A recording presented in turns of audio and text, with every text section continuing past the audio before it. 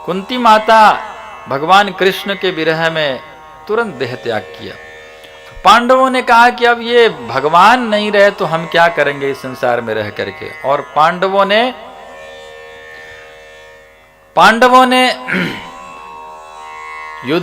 महाराज परीक्षित जो अभी छोटे से थे, परीक्षित महाराज का जन्म हुआ था और परीक्षित जो उत्तरा माता के गर्भ से जो बचाए थे उनका नाम परीक्षित पड़ा था। परीक्षित इसलिए पड़ा था क्योंकि जब किसी को भी देखते थे तो ऐसे देखते रह जाते थे, सोचने लग जाते थे यही तो नहीं है वो 4 हाथ वाला जो मेरे माँ के गर्भ में आकर के गदा घुमा करके मेरे को रक्षा किया था, वही तो नहीं है। तो निरीक्षण परीक्षण करने लग जाता था हर किसी को, किसी की भी गोदी में जाता था तो सोचने लगे यही तो नहीं है मेरी माँ के गर्भ में आकर मेरी रक्षा किया था। तो इसीलिए निरीक्षण परीक्षण करने के कारण उस बालक का नाम परीक्षित पड़ा था।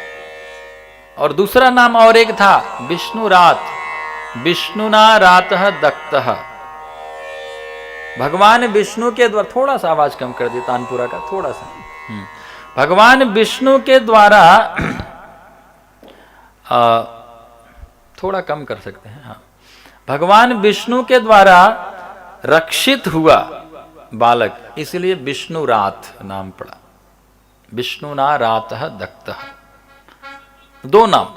तो परीक्षित महाराज अभी छोटे से थे, उनको राज्य सिंहासन पर चक्रवर्ती सम्राट के पदवी पर विराजमान करा करके और पांडव स्वर्गारोहण करते हुए भगवान के धाम को प्रस्थान किए।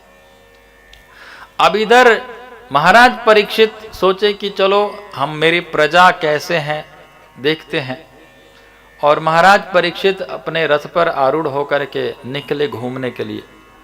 तो उन्होंने देखा कि एक गाय है जो बहुत रो रही है और एक बछड़ा है, वो बछड़ा भी रो रहा है और बछड़ा के 3 पैर नष्ट हो गया है, केवल 1 पैर पर खड़ा है। और गैया से कह रहा है माँ ये हम अपने कर्मों का फल भोग रहे हैं, हमको किसी ने कष्ट नहीं दिया है, हमारे पैर को किसी ने नहीं तोड़ा है, हम जैसे कर्म करते हैं वैसे फल भोगते हैं, ये हमारे कर्मों का फल है। और गैया बोल रही है हाँ सही बोल रहे हो बेटा, सही बोल रहे हो, जीव संसार में कर्म का फल भोगता है। आपस में ऐसे बातें कर रहे थे।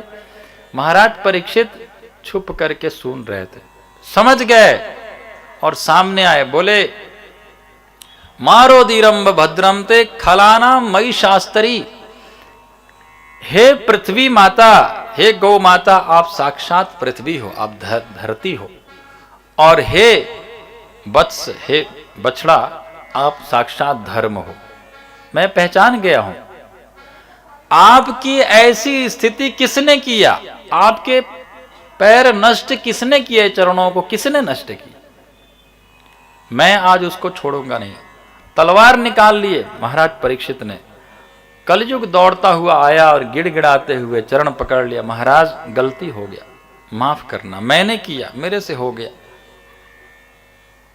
महाराज परीक्षित ने कहा देखिए धर्म का 4 चरण है। कितने? 4।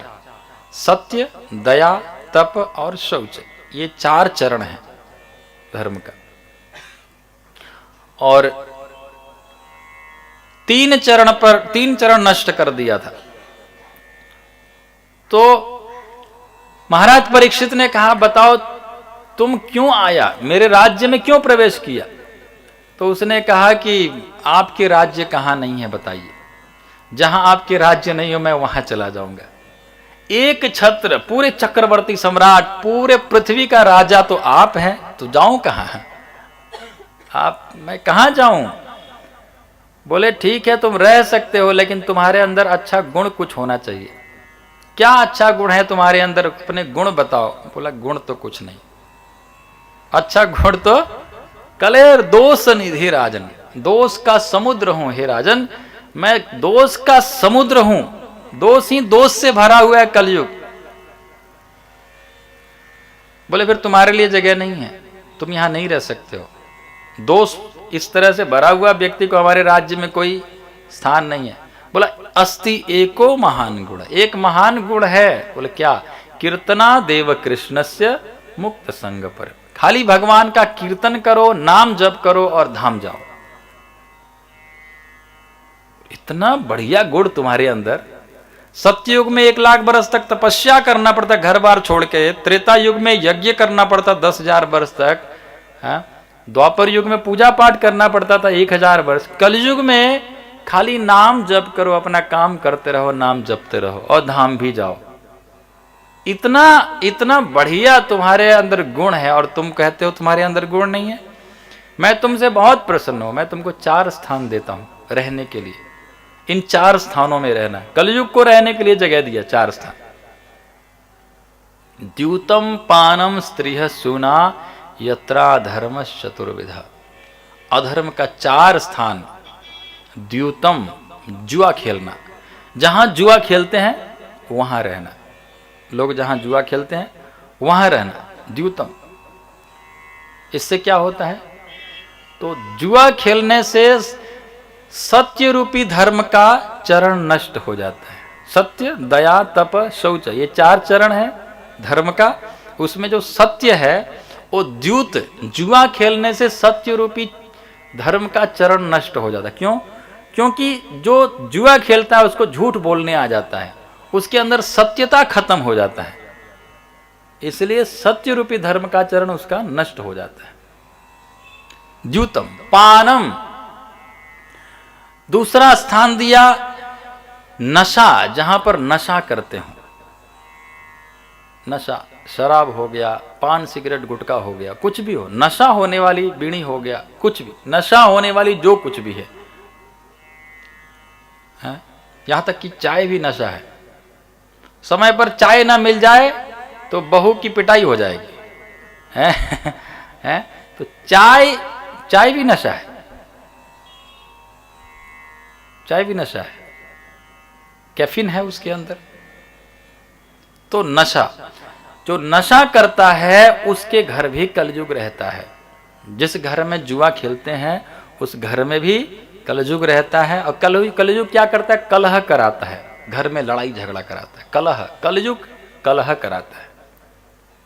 और जिस घर में जुआ खेलते हैं उस घर में कलयुग जरूर वास करेगा और उस घर में लड़ाई झगड़ा कराएगा, अशांति फैलाएगा। और जिस घर में नशा हो रहा है उस घर में भी कलयुग रहेगा, क्योंकि कलयुग का स्थान है ये, हमारा स्थान नहीं है। कलयुग को 4 स्थान दिया। तो जो जहां नशा होता हो वहां भी कलयुग रहता है। और द्यूतम पानम स्त्रियः, जहां लंपट पुरुष, पराई स्त्री, पराई पुरुष का संग होता हो उस स्थान पर रहना। जहां भी। और द्यूतम पानम स्त्रियः सूना, जहां पर मांस भक्षण होता हो। जिस घर में मांस खाया जाता हो, मांस भक्षण होता हो, उस घर में कलयुग जरूर रहेगा, उस घर में कलह बनाए रखेगा।